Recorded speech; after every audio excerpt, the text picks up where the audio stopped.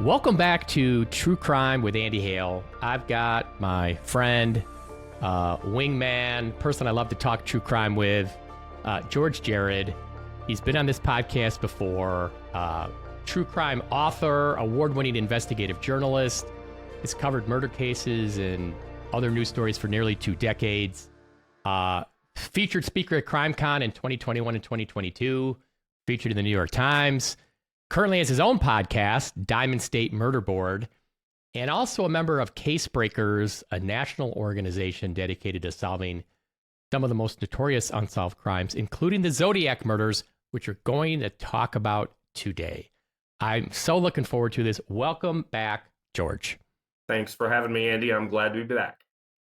So, Zodiac Killer, I know you brought this up with me a few times, and Zodiac Killer, would you say, is maybe the most famous kind of cold case in U.S. history? I mean, it's got to be up there, right? Yeah, I think so. I mean, I'm sure there are lots of other like serial killings that haven't been solved. But this one made national news over and over again because the Zodiac would continuously send cryptic letters to newspapers and to the police. He would taunt them. And so it was just always in the news. And you know, Andy, there's this phenomenon, I've talked about it in the past, where if a certain news story happens on a certain day, it might not be a big story because there might be 5 other stories that are just bigger. But if it happens on where there's a news vacuum, if it happens on that particular day, and I'll give you an example of Natalie Holloway. Remember the high school student who was murdered in Aruba? Yeah. You know, it was in May, I think, of 2005. Jordan Vandersloot, I think. Yeah. Yes. Yeah. And I've actually interviewed some of her family members. Her dad is actually from the town I live in right now. And so it wasn't a big, huge story. I mean, it's a story. You know, a high school student gets murdered in a foreign country on vacation. But because it was in middle of May, not much going on, you know, it just grew legs. And, you know, you saw stories about that case everywhere for years. Yeah, right. And it's you know, there's probably a spring break story every year, and that's one that's just had legs. So Zodiac Killer, to set the stage, I think there's 5 known victims in the San Francisco Bay Area between like December 68 and October 69. And like you said, I think the thing that's most fascinating about it is how this serial killer taunted the press and sent these messages. That's, to me, the creepiest, interesting, fascinating part about it. And I know I read something that said, like, I think in the mid-70s, he wrote a letter claiming he had, I don't know, 30-something victims. Like, there were a bunch more that, like, people didn't even know about it. But let's start at the beginning. How does Zodiac Killer get on your radar screen where you get involved in trying to, like, check it out? So this is how it happened. I was at the gym one day. I think it was like... yeah, at the gym one day. That's not where I thought you'd start. Go ahead. Yeah. I was at the gym one day, and my friend Jennifer called me.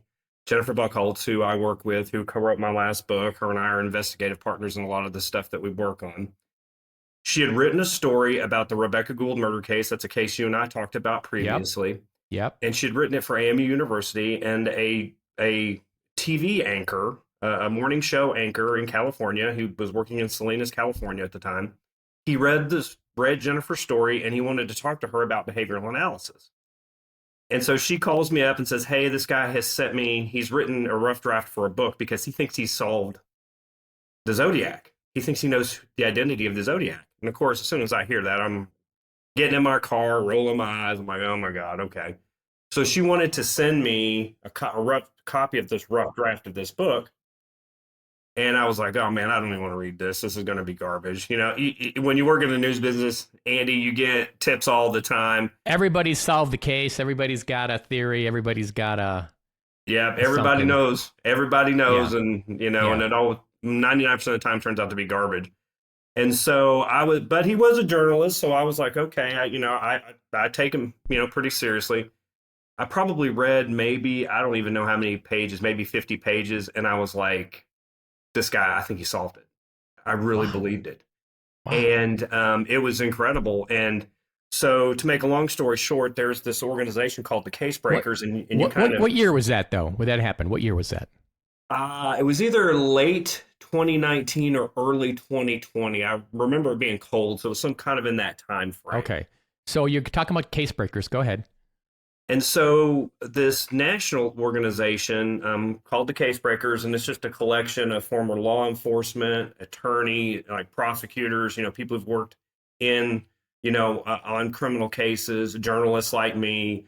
Jennifer's was a former counterintelligence agent in the U.S. Army. So just a whole collection of people like her. And the Case Breakers take on, these high profile cases, like Zodiac and stuff like that. So they formed a Zodiac team, and they asked Jennifer Dale, the anchor, and me to be on that team, and my friend Justin Rimmel, who's also a podcaster out of Fort Wayne, Indiana. And so the four of us basically formed this team on this team, if that makes sense. Yeah. And so you form the team, but then what? Do they give you access to like case materials, or do you interview this guy who reached out, this news anchor? Like where does it go? Oh yeah. I actually became friends with Dale. Had many long conversations with him. He explained his methodology on how I came about it. And if you want me, I can kind of tell you the story about how he kind of got hooked into it. Now, most of what I'm about to tell you is stuff that Dale uncovered, but there may be some facts that are intertwined with things that we came up with as a team too. But I want to give Dale full credit for this because he's the guy that did most of it. What's his last name? Julin. Dale Julin. Where does he live? He's actually retired now. He lives in Savannah, Georgia. Okay. And he had been a newscaster in California?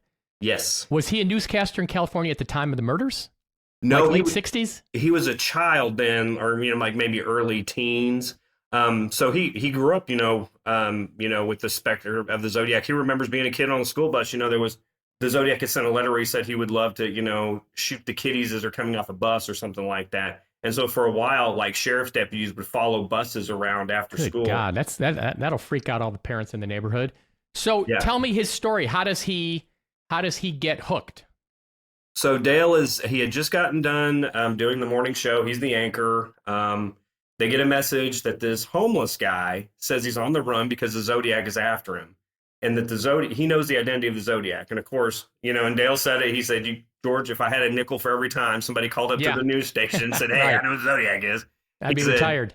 Yeah, he'd be done. Yeah. And so he was kind of interested though, so he thought, I'll just take a shot on this. So they decide to take this homeless guy out for lunch.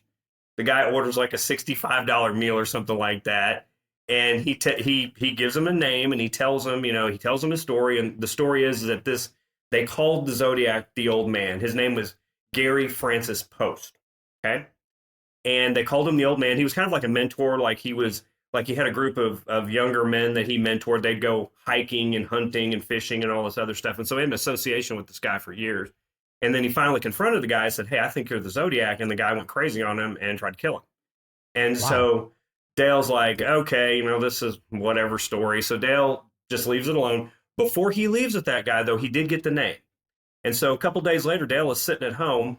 And, one of the famous aspects of the Zodiac story is these anagrams that he would send out, these cryptic letters where how anagrams work. Explain what an anagram is. So an anagram is like where you have a series, like let's say you have a sentence, and but the sentence is saying something, but that's not the true meaning. If you rearrange the letters, you create a new sentence, which is what they really want said. And I'll give your listeners, I'll give you one right now that comes straight from the Zodiac. Okay. So in many of the letters that the Zodiac sent, there was always this phrase, please rush to editor. He always put that on like the envelope. So you write down, please rush to editor. And then write down, author is Elder Post, and Post is last name is spelled with an E. So if you take all the letters out of the first sentence and take the same letters out of the second sentence, you will end up with 0. So that is an anagram. It says, please rush to editor, but actually what he's saying is author is Elder Post. And he loved to call himself Elder, according to all of his friends and family members that Dale talked to. Okay, Hmm. so try that out, and that's in almost all the letters. So Dale has his name, and one of the things about the Zodiac, and the FBI has suspected this for years, even if they don't admit it publicly, is that the Zodiac in these letters, his name was in there. Like if you could ever figure out his name, that would be kind of like a keystone to trying to figuring out exactly how some of these anagrams So work. he was kind of playing a little game like, I'm giving you my name, but you're not going to be able to figure it out. Right. And so, well, and he also called himself the Clown Prince of Crime, which is a reference to the Joker from Batman. Mm. And that's actually going to be key here later on. Also, when Gary Francis Post was a child, one of the figures that came out in the Batman series was the Riddler. And there's a lot of evidence that he was into that kind of stuff, that he fascinated. Obviously, he did because the Joker calls that's exactly what the Joker calls himself in that series, in that comic series. So anyway, so Dale's got his name, and he's got one of the anagrams. So then he decides, okay, can I find his name in here? That's Gary Francis Post. Very specific name, and the last name is specific. Well, he sits there for a while. He goes through it, and he goes through it, and he goes through it, and then finally he gets to the end, and in this one letter, he can't find a T. He's like, he said, I guess this isn't right. I'm missing a T. There's no way. And then all of a sudden, he looks down at the anagram because he circled the letters that he had used up, Gary Francis Post. Those letters form a T. Oh, gosh. Yeah, and I wish I had the slideshow Oh, that my we. gosh. Yeah, and it's real. If you can see it visually, I do presentations where I'll Jennifer and I will go through and we'll circle, circle, circle, circle, circle, circle, circle, and then all of a sudden line. So hold on. Let me go back a second. The homeless guy, okay, he gives the name of Gary Francis Post. Like he identifies the name of the Zodiac Killer. Yes. And what is it? What is it about the homeless guy that allows him to know this, or like how does he know this? He was associated with Gary Francis Post for many years. He was just part of a group of men that would go out, like they would go on hunting and fishing trips up in the Sierra Mountains, up around Lake Tahoe in California. They would hang out a lot. And through the years, this guy just was like putting little pieces together. And then finally, it just dawned on him that, hey, this guy is actually the Zodiac. Wow. And this guy had a pretty violent history. In fact, if you want, we can go through the Gary Francis Post history if you want. We'll get there. So let's keep going. This is interesting. So the anagram. So now the news guy, Dale, you said, right? Mm-hmm. He's now kind of trying to figure this out. So what kind of happens next? So he just starts looking for this guy's name in these anagrams, and he finds it in every letter that he studied. Now, sometimes it took him a while to figure it out because Post would always throw in kind of like a monkey wrench, like I said about the T. But then Dale started noticing something else too. In some of these anagrams, he was finding music lyrics from songs that were popular around the time that he sent the letters. So like in one anagram, there's a lyric, Bye Bye Birdie or something like that. And then there was this real famous one that he sent, and it was around, it was in winter, and it was Let It Snow, Let It Snow, Let It Snow. And so, yeah, and it worked every time. And so it got to the point where Dale decided to go to the FBI. He's like, with what he had. Yes. Okay. So, and let me pause you there.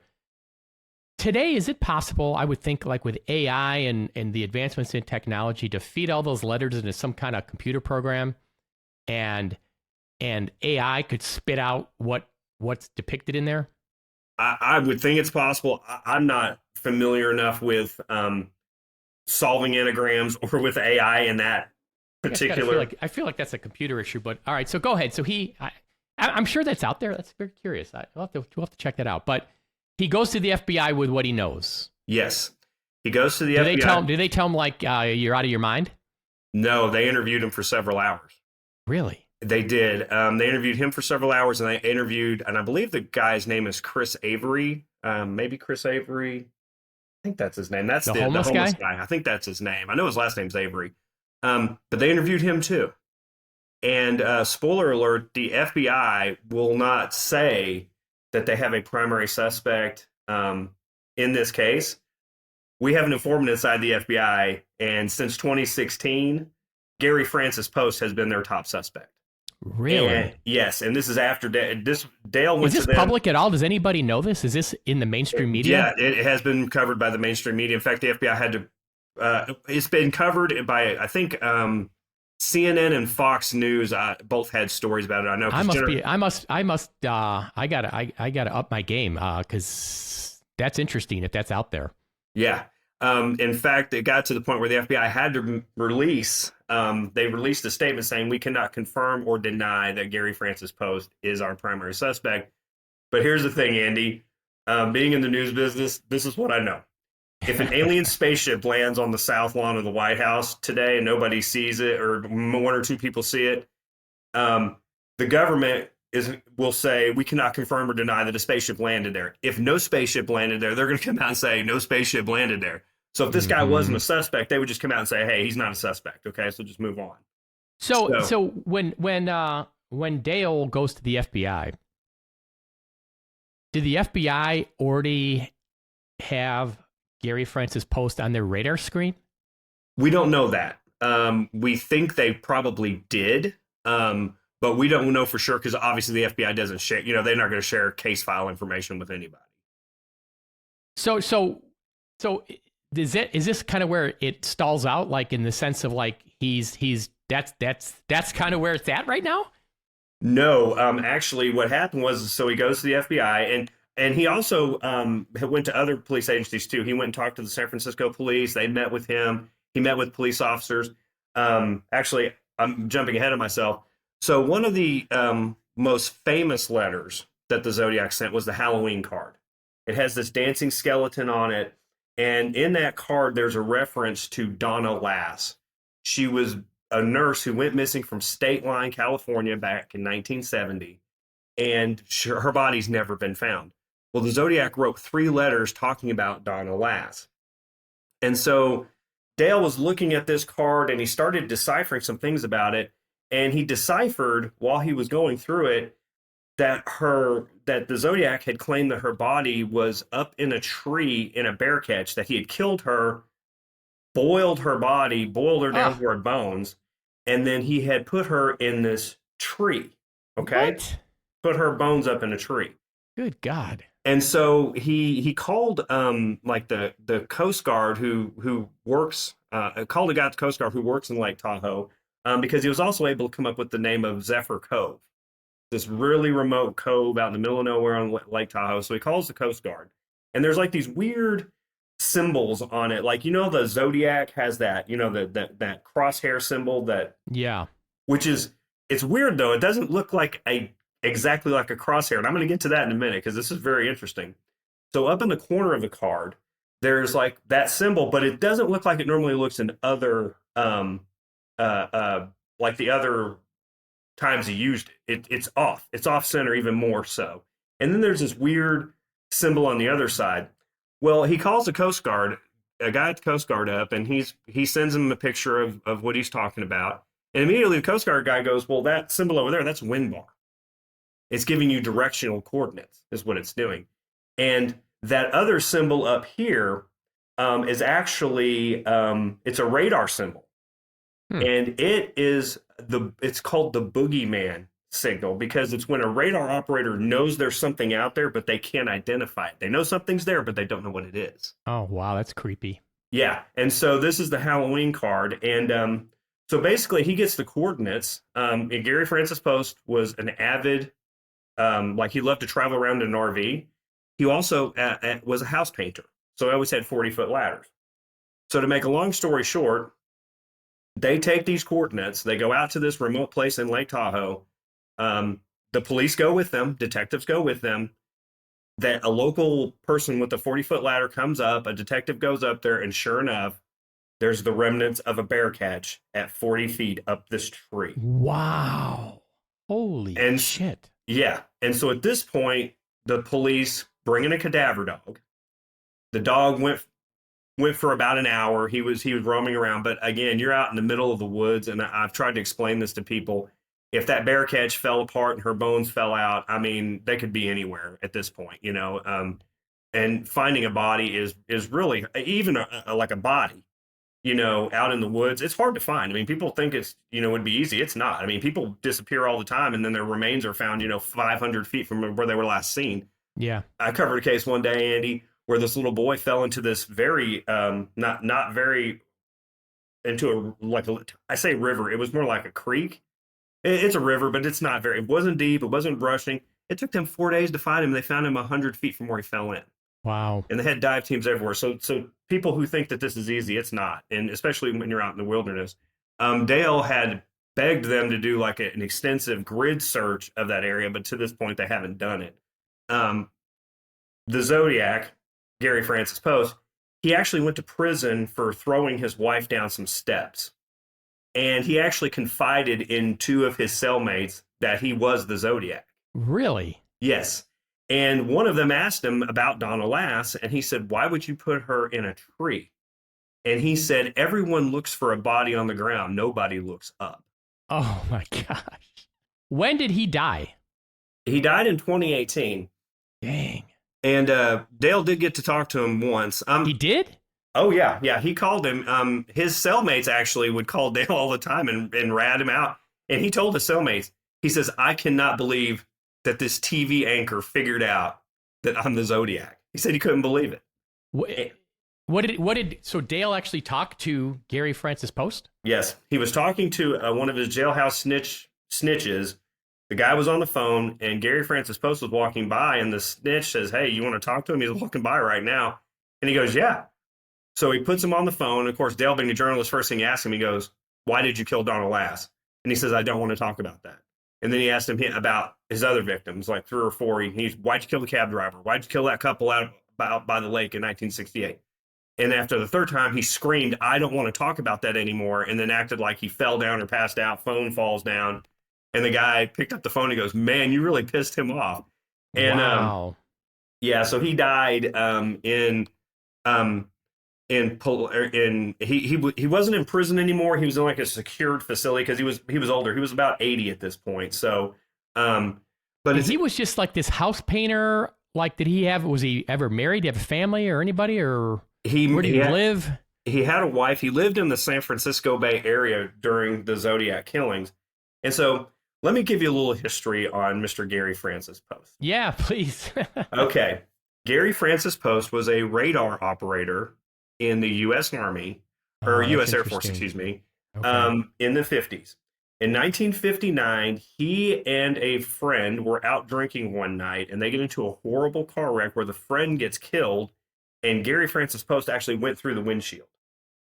So you remember all the pictures of Zodiac, he always has this real prominent feature right here across his forehead. Well, Gary Francis Post has a prominent feature there because he'd have surgery. He nearly died. It nearly killed him. Wow. Well, when he got back out of the hospital, you go through the front gate and I think this is a Air Force base in Indiana at this point. The general who was in charge of that base actually took the car and put it out front, this wrecked up car, and says, "Don't be like these guys, don't drink and drive." And so Gary Francis Post was humiliated by this. Well, then finally his superiors decided it was time to punish him for what he did. And so they shipped him to the worst duty station you could possibly have on the face of the earth if you're a radar operator, and they sent him to Greenland. Now, oh, goodness. Yeah. So here's what's interesting. So when you go to Greenland, you go on a big boat, and then you have to get on a little boat that ferries you over to the island. You know what those little boats are called? Zodiacs. Oh. Yeah. Wow. Yeah. Wow. So he gets on the Zodiac and gets over there. So he's stuck there for like 2 years. And so all he gets to do is stare at this radar screen. And by the way, that crosshair symbol is a radar screen. Because if you ever look at it, it doesn't look quite right because it kind of bends. Because radar screens bend because they got to bend to the curvature of the earth. So he's over there. Well, then he comes back to the States. And he gets out of the military and he works as a house painter. That's his job for 40 plus years. And so, interestingly enough, we don't think that this case is going to be the case. Any of the known Zodiac murders, we don't think that's the case that's going to crack this thing open. We actually think it's a case that the FBI denies is a Zodiac case, but we had a memo from 1974 that was leaked to us that states that there's a girl named Sherry Jo Bates. She was killed in Riverside, California on October 30th, 1966. Oh, even earlier. Yes. And I'll tell you why we think that he is possibly the murderer in that case. So Sherry Jo Bates was in the library studying that night. She's a college student. She's 18. She comes out to her car. Someone had messed with her car, like messed with the battery cable or something. And so her car won't start. And then they viciously attack her. They drag her into an alley in between two houses. And quite literally, her killer nearly decapitates her. Goodness. At the crime scene, they find a watch that was purchased in Great Britain that had paint splatter. Interesting. If you're in Greenland, when you go for R&R, you're going to go to Great Britain. It's much closer. And so there was a size 10 wing walker boot print in the dirt next to her body. He wore wing walkers, and he is a size 10. What are wing walkers? Is it a brand of shoe, or? It's just a type of shoe they use in the Air Force. Oh, okay. Yes. And so the reason that Sherry Jo Bates is the key, I'll add this in too. He was receiving treatment at a local military medical facility in that area at this time. And whoever killed her also wrote a cryptic message. It went into the library after her murder and carved a cryptic message into a desk or something like that. And I don't know what the message is. I never got to see it. Yeah. So, and then the Zodiac at one point, one of his letters says, I see that you've been looking into my Riverside activity. Oh, wow. Yes. And did he have a commonality in terms of how he killed, like the manner? Like, was there any signature?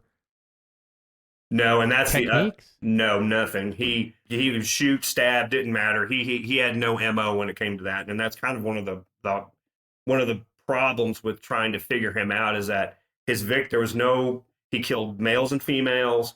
He killed it. Sometimes it seemed like it was random, like when he just randomly killed the taxi driver. We don't know if it was random, but it seems random. Or when he would come up on these lovers' lanes and try to kill these couples, and sometimes one would survive and one wouldn't.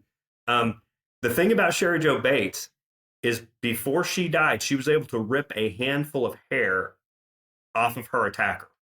They still have those hairs to this day, and they could compare them to Gary Francis Post if they wanted to, but Riverside doesn't think that she's a Zodiac victim, so they won't do it. Well, hold on there. Let's talk about that. That's interesting. Mm-hmm. So there's a hair that Sherry Jo Bates, it's not her hair. It's a hair that she would have in her tussle with her attacker. Yes. And it's been impounded and it's in evidence somewhere? Yes. Okay. The reason that caught my attention, I think you and I probably talked about this in my Starved Rock Murders case, 1960. Okay. There's, thank God for this. Whoever this crime scene investigator was in 1960 that had the foresight to take these hairs on Francis Murphy's glove and inventory them. And fast forward, little could that person have known that 60 years later, we could get a DNA profile from that hair. And we could then also do genetic genealogy and trace that hair back to one of three local brothers. So that hair, especially ones that get pulled out, like in my case, in the Starved Rock Murders, because it appears it got pulled out during the struggle, there was root material on there. Root material means you're going to have a much better chance of getting DNA testing or a genetic sequence.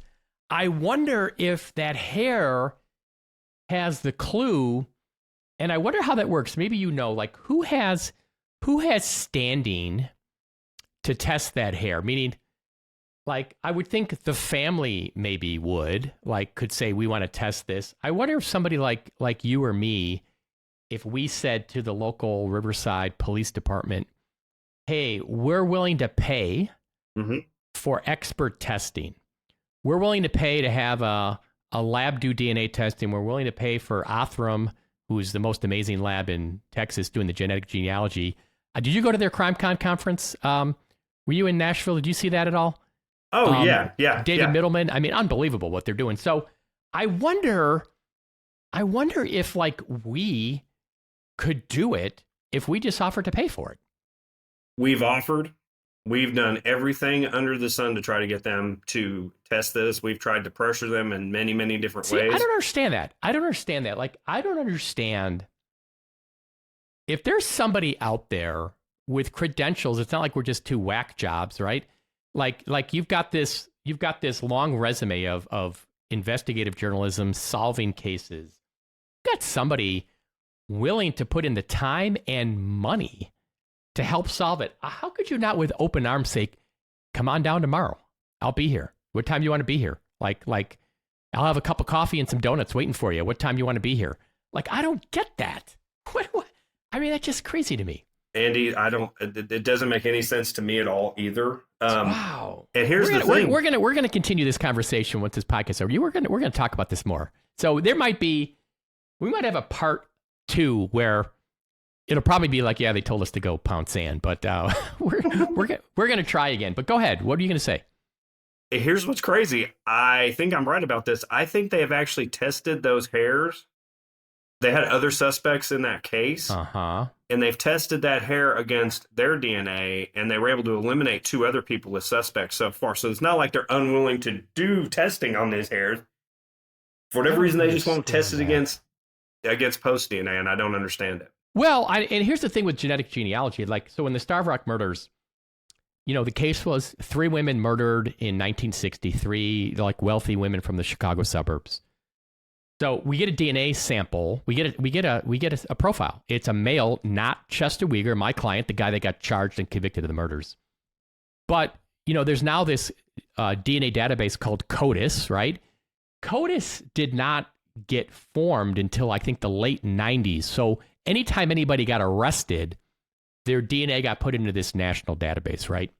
So obviously in 1960, that person's DNA is not in a national database. And I'll give you an example of the Idaho murders. The killer, those college students that got murdered in their house in Idaho, mm-hmm. The killer left behind a knife sheath. That was a big screw up. They take that knife sheath, they get a DNA profile, but they then do genetic genealogy, and they wind up linking the knife sheath to that guy, Brian Koberger. My point is, Brian Koberger had not been arrested. His DNA was not in any kind of database. So here, the Zodiac Killer, I mean, whether he was or wasn't in any DNA database, genetic genealogy could potentially pinpoint who he was. Right. So I just don't understand. We're going to talk to David Middleman about this. I got a question for you. I'm looking at, I'm going to embarrass myself by even mentioning this. The Wikipedia article on Zodiac Killer. Okay, I know that's not some big official source, but it is have information. And I'll read you a line. It says, despite many theories about the Zodiac's identity, the only suspect authorities ever named was Arthur Lee Allen, a former elementary school teacher and convicted sex offender who died in 1992. What do you know about him? And then why would authorities name him but not Gary Francis Post? I think that they named him many years ago. Things have changed as far as the police used to have like a close working relationship with the media back in the day. I've literally watched... it was more like friendly. Like now I think it's considered like we're enemies, which it shouldn't be. Yeah. Yeah. Like when I very first started off in the media, it wasn't uncommon, like a lot of police departments didn't have digital cameras. And so sometimes, you would go and take pictures for them at a crime scene. Like you were there, you would just take the pictures and give them to them. And that was no big deal. I mean, Andy, early on in my career, I went with the drug task force on drug raids, and I would ride around in the cop car with them. And, I watched your DNA is probably at a lot of crime scenes. Yeah, it is. I mean, it could be. I watched a dude get his hand blown off right in front of me. I mean, his fingers landed like right near my foot. I mean, wow. So, but it's not like that now. That is not the relationship that they have with the media now. So I think there's this thing where they don't want to name any more suspects because that one kind of blew up in their face. I would have to I've read on him before, obviously, when I very first started doing this. I don't think that there was ever any real information real evidence that pinpointed to him. I think it was statements that he made. You know, he had like some kind of close proximity and he had an interest in anagrams and people and all this other stuff. One of the reasons I would not pin it on him is if he's a sex predator, you would think that if he was going to commit these horrific crimes in any way, you would think that he would be more geared toward what his obsession was, which, you know, like a sexual component to all of right. them. You know, like Ted Bundy, you know, like he wanted to have sex with these women and kill them. So you would think there would be some element of that in the Zodiac killings. Oh, and I will say this too. Well, there's only 5 confirmed Zodiac victims. The FBI thinks there could be as many as 13. And that's, again, another memo that got leaked to us where they said it's very probable that there are 8 other victims. And that's sort of some of the problem with solving some of these anagrams. Like Donna Lass was someone that he talked about a lot, that nurse. He wrote 3 letters about it. He would taunt the police. He would talk about it snowing on her head and stuff like that because he knew she was up in that tree up in the mountains. And so the problem is that if he doesn't give you a specific name, and if you don't think that, like, let's say, you know, Sherry Jo Bates, if you don't think that she's a victim, it's harder to solve the anagrams if you know you're having to look for like a specific name like that. But I'll tell you, I'll give you a little interesting tidbit if you want it. Sure. So you know the movie Dirty Harry, right? Of course. Okay. And the villain in that is a guy called Scorpio. And Scorpio is a carbon copy of the Zodiac. Okay, the whole story. I mean, in the first Dirty Harry movie, the famous scene at the end is when, you know, the kids are coming off the school bus and Dirty Harry's there with that, you know, 357 Magnum, you know, that he's always got. Yeah. And so Clint Eastwood played Dirty Harry.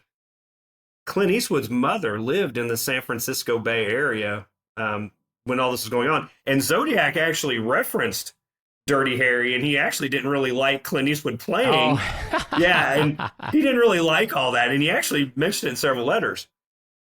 Guess who had their house painted during this time? Clint Eastwood's mother. Oh my gosh. Guess who painted her house? No.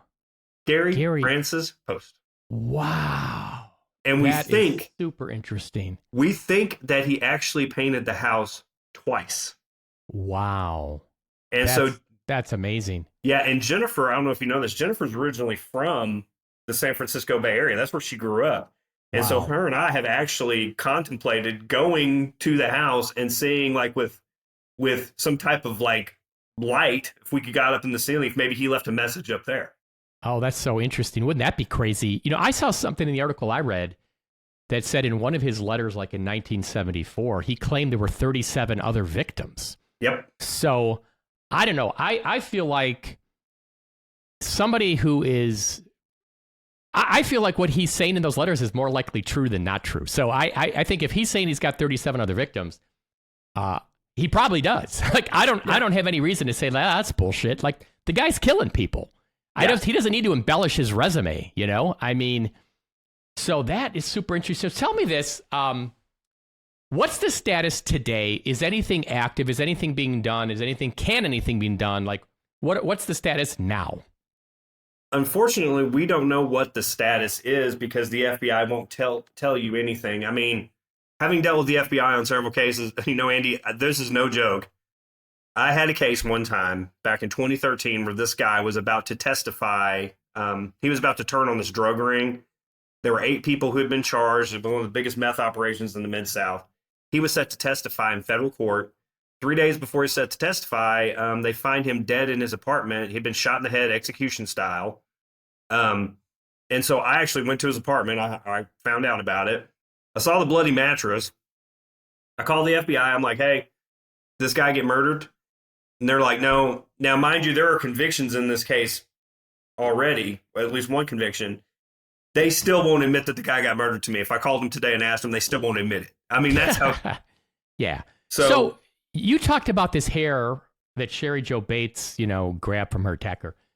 To your knowledge, is there any other physical evidence collected at any of the Zodiac crime scenes that would have the potential for DNA? And what I mean by that is hairs, blood, fingerprints, anything like that? I think I'm right about this. The taxi cab driver, I think they were able to get a partial on that. They weren't able to get a complete. And we've tried to get some of Gary Francis Post's DNA. I'm not sure. I don't think he's in CODIS, even though he was in prison for a while. Andy, I'll tell you one thing that we've been finding out is I think people in this space, you being an attorney and a podcaster, and Jen and I were talking about this. We thought for sure that a suspect in another case, he should have been in CODIS. Like he should have been. We'll come to find out he wasn't. Like he not a perfect system. It is not. And I told Jim that I suspected this for a while, that us in this space who believe, oh, well, they've got his DNA and he has to be in CODIS because he's a convicted felon. Well, guess what? I have a suspicion that a lot of them aren't. Really? Are these, do you know if those former cellmates are still alive? I'm not sure about that. I will say this. Let's get those guys on the podcast. Let's get, is Dale still alive? Absolutely. Yeah. Why don't we get Dale on the podcast? We can do that. I can hook you guys up. Let's do it. We'll have the three of us. Let's have that be part 2. Yeah. I'd love to hear his story. And I'll tell you one part about your story. It kind of reminds me of things I talk about on my Connect podcast. And my Connect podcast is more about kind of like life lessons, creating your own opportunities, inspiration, motivation. So what I give Dale credit for is you got a homeless guy basically telling you he knows something about the Zodiac killers. I think most people would have just blown it off. And I think something, and this is what I would like to ask him if we ever talk to him, something inside of him was saying, you know what, you need to talk to this guy. Something inside of him, some kind of energy, call it what you want, a vibration, a gut feeling, whatever you want to call it, said, you got to talk to this guy. It might sound like it's crazy, but go spend some time with this guy and look where that led. Isn't that wild? Yeah. I'll tell you one thing that kind of Dale's antennas started going up. So the homeless guy sent him a picture of Gary Francis Post, and Gary Francis Post was gutting this deer, like from one end to the other. And the first thing Dale said he noticed was his forehead. Really? Because that was such a thing about the artist depictions of the Zodiac, was this forehead thing. Interesting. And he said, as soon as I saw it, he's like, man, he goes, I've got to at least take a flyer on this one. Wow. So last thing before we wrap up, are the case breakers, is this case kind of on pause now, or like have the case breakers kind of exhausted the available resources to investigate? No, we've actually, we're trying to get Gary Francis Post DNA one way. He's deceased, so what we're trying to do is we're trying to get his DNA through relatives, see if somebody will agree to do some DNA testing. We've also got, we acquired, I don't know if we acquired it, but I know that we did some testing on some gun shell casings that he was known to fire. So we thought maybe he touched one, maybe there's still some DNA, but I don't think that turned out. I think Jennifer actually paid a couple $1,000 at least to have those DNA tested. We also tried to test a mat, a camping mat that he had taken out. What I would love to find out, and again, I don't know how this works. I don't know if case breakers could get access. Knowing that case breakers is this reputable organization of, law enforcement people and people coming from law enforcement and investigative backgrounds. I would love to have an evidence inspection of all of the 5 cases, the known 5 cases, just to see what is still there. Because what happens a lot of times, I've been to a lot of evidence inspections, there might be something in a baggie that's not noted on a paper file, but you're like, oh shit, there's a Coke can? Somebody collected a Coke can? That, what's up with the Coke can? That you could maybe swab for DNA, or who knows what's sitting on a dusty, dark shelf right now in the basement of some evidence facility in Bumble Knucklehead, wherever, that is the key to the whole case. It's like in the Raiders of the Lost Ark, that last scene where They just take the ark and they just wheel it into that huge warehouse, never to be seen again. You know, it's like there's a clue out there right now sitting somewhere collecting dust that's just waiting to be discovered. So I think we're going to end it here. I want to try to do a part 2 when we're ready. We'll come back. Maybe we'll talk to Dale. Maybe we'll have an update on whether we can get access to evidence. I think that'd be an interesting topic about if we can, that'd be huge. And if we can't, why not? Why not? Like I'd like to learn more about that, because there shouldn't be those kinds of impediments when all you're trying to do is get closure and solve a case. So yeah. Any last words? Yeah, I'll plug Dale actually has a book out about the case now. It's called Catching Zodiac. So if you're more into reading, I'm going to have to read it. I'm going to have to read it. Yeah. Yeah. It's a good book. He's a good. He have you written a book about Zodiac? No, I have not. Okay. Yeah. I'm not the expert that Dale is on this. Okay. Him and I've had many conversations about it, and I'm obviously on the team, and I know a lot about it. Catching Zodiac. Catching Zodiac. You can get it on Amazon. I'm going to check it out. Next time we're at this podcast, I'm going to hold it up and say, I'm going to tell you all about it. George Jared, I could talk to you for hours, brother. You always have the most interesting, crazy scenarios. You always have these stories where like, yeah, I was in the gym and this happened, or I was here and something happened. Like your stories are, I think there's something about you. And this is something I would talk about on my Connect podcast. It's not a coincidence, the stuff that happens to you. Okay. All the examples of weird stuff that's happened to you is happening because of you're creating these situations where through your vibe, your energy, your gut, whatever's inside of you, your imagination is putting you in these weird spots where what looks to you are these weird things. It's putting you where you need to be, that you're getting the information you need to get. Like I fully believe that. We'll have you on the Connect podcast to talk about all the George Jared weird coincidence over the year. You could write a book about that. To be continued. Great seeing you. Let's stay in touch. Absolutely, Andy. It's good seeing you.